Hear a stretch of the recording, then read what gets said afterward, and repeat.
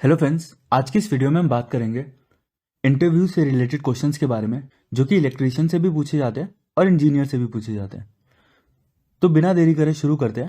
पहला हमारा क्वेश्चन है कि आइसोलेटर और सर्किट ब्रेकर में क्या अंतर होता है। तो इसका आंसर आपको देना है कि जो आइसोलेटर है वो एक ऑफलोड डिवाइस है और जो सर्किट ब्रेकर है वो ऑनलोड डिवाइस है। अब जो सर्किट ब्रेकर होता है उसको हम इसलिए यूज करते हैं कि जब हम किसी सर्किट को ब्रेक करते हैं तब वहां पे आर्क होता है। तो अब हम जब सर्किट ब्रेकर को एसटी लाइन में यूज कर रहे हैं तो वहां पे जो आर्क जनरेट होगा वो बहुत ज्यादा होगा। तो इसलिए सर्किट ब्रेकर को यूज किया जाता है क्योंकि सर्किट ब्रेकर में आर्क क्वेंचिंग के लिए या आर्क को खत्म करने के लिए प्रोसेस होता है। और इस प्रोसेस को आपने सुना होगा, हम यूज करते हैं एयर सर्किट ब्रेकर या वैक्यूम सर्किट ब्रेकर या SF6 सर्किट ब्रेकर। तो ये जो एयर वैक्यूम या SF6 है, ये जो आर्क होती है उनको खत्म करने का काम करता है। अब आते हैं आइसोलेटर की बात करें। आइसोलेटर को ऑफलोड डिवाइस इसलिए बोला जाता है क्योंकि जो आइसोलेटर होता है, जब हम सर्किट ब्रेकर से सर्किट को ब्रेक करते हैं उसके बाद जो ट्रैप चार्जेस होते हैं लाइन के अंदर, वो आइसोलेटर उन ट्रैप चार्जेस को ग्राउंड कर देता है या अर्थ कर देता है और इस तरह से वो जो चार्जेस लाइन के अंदर होते हैं वो खत्म हो जाते हैं। अब उन चार्जेस को खत्म करने का रीजन ये होता है, अगर वो चार्जेस हम खत्म नहीं करेंगे और मेंटेनेंस करने जाएंगे तो वो चार्जेस से झटका लग सकता है और किसी भी इंसान की मृत्यु हो सकती है। तो अगर अब इंटरव्यू में आपको जवाब देना है तो सिंपल आपको जवाब देना है कि जो आइसोलेटर है वो ऑफलोड डिवाइस है और जो सर्किट ब्रेकर है वो ऑनलोड डिवाइस है। सर्किट ब्रेकर को यूज किया जाता है आर्क को खत्म करने के लिए क्योंकि वो आइसोलेटर में ऐसा कोई प्रोविजन नहीं होता है। और हम आइसोलेटर को इसलिए यूज करते हैं क्योंकि जब हम लाइन को ब्रेक कर देते हैं फिर भी एसटी लाइन में कुछ चार्जेस रह जाते हैं जिनको खत्म करने के लिए आइसोलेटर में प्रोविजन होता है उन चार्जेस को खत्म करने का। इसके लिए मैंने एक डिटेल वीडियो भी बनाई है जिसका लिंक मैं डिस्क्रिप्शन बॉक्स में डाल दूंगा, आप देख सकते हैं। अगला हमारा क्वेश्चन है सीरीज कनेक्शन और पैरेलल कनेक्शन में क्या अंतर होता है।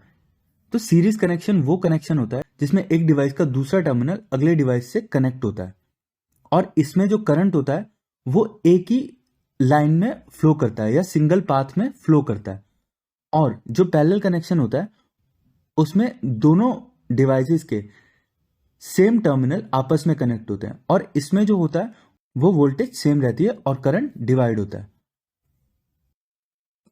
अगला आता है हमारा कि इंडियन रेलवे में हम मोटर कौन सी यूज करते हैं। तो इंडियन रेलवे में पहले हम यूज करते थे डीसी मोटर और अब जो हमारी मोटर यूज होती है वो 3 फेज इंडक्शन मोटर यूज होती है।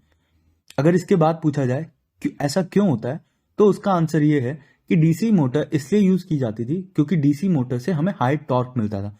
क्योंकि जब ट्रेन रेस्ट पे होती है तो उसको स्टार्ट होने में जो टॉर्क चाहिए होता है वो डीसी मोटर प्रोवाइड, तो डीसी मोटर से हमें ज्यादा टॉर्क मिलता है।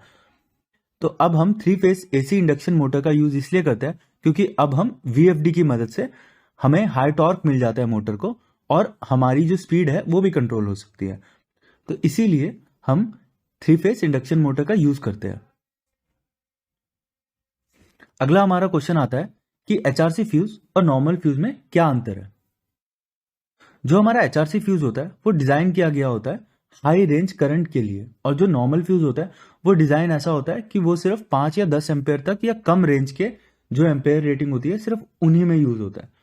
अब इसके लिए अगर पूछा जाए ऐसा क्यों, तो जो हमारा नॉर्मल फ्यूज होता है अगर वो 5 एम्पेयर का है और उसमें से 5 एम्पेयर से जरा सा भी करंट ज्यादा जाएगा तो वो बर्न हो जाएगा और सर्किट को ब्रेक कर देगा। मगर वहीं पे अगर हम बात करें एचआरसी फ्यूज की तो HRC fuse high current rating के लिए होता है और इसका रीजन ये होता है जहां पे हमारी हाई करंट एप्लीकेशन होती है वहां पे इन केस अगर किसी रीजन से करंट ज्यादा जाता है तो कुछ सेकंड्स के लिए, कुछ मिली सेकंड्स के लिए जो एचआरसी फ्यूज है वो अपने आप को होल्ड करता है। अगर कंडीशन नॉर्मल आ जाती है तो वो बर्न नहीं होता है और अगर कंडीशन एबनॉर्मल या फॉल्टी रहती है तो वो अपने आप को ब्रेक कर लेता है या बर्न कर लेता है। और इसका हमें यह फायदा होता है कि अगर हम नॉर्मल फ्यूज की बात करें तो वो ऐसी कंडीशन में बर्न हो जाएगा तो हमें बार बार फ्यूज चेंज करना पड़ेगा। वहीं पे एचआरसी फ्यूज अपने आप ये चीज सेंस करता है कि अगर कुछ मिली सेकेंड्स के लिए प्रॉब्लम किसी रीजन से आई है और वो नॉर्मल हो जाती है तो एचआरसी फ्यूज बर्न नहीं होता और हमें बार बार फ्यूज को चेंज नहीं करना पड़ता।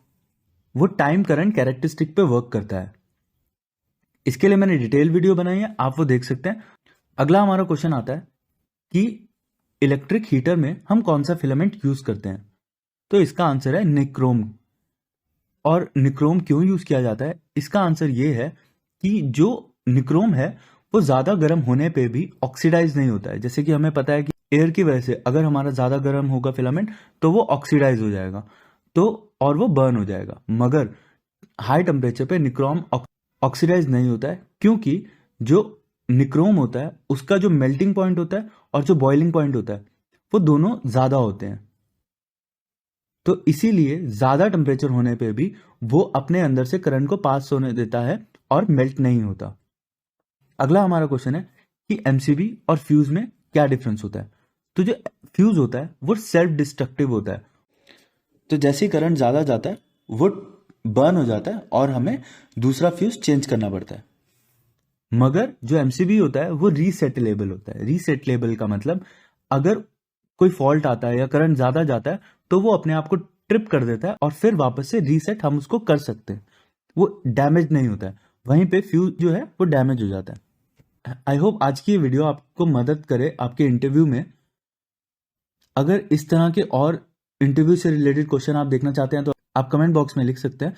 अगर इनमें से कोई भी एक टॉपिक पे आप डिटेल इन्फॉर्मेशन चाहते हैं तो मैं उसके लिए भी वीडियो बना दूंगा, आप कमेंट बॉक्स में लिख सकते हैं। अगर आज की वीडियो आपको पसंद आई हो तो लाइक और सब्सक्राइब करें। वीडियो देखने के लिए धन्यवाद।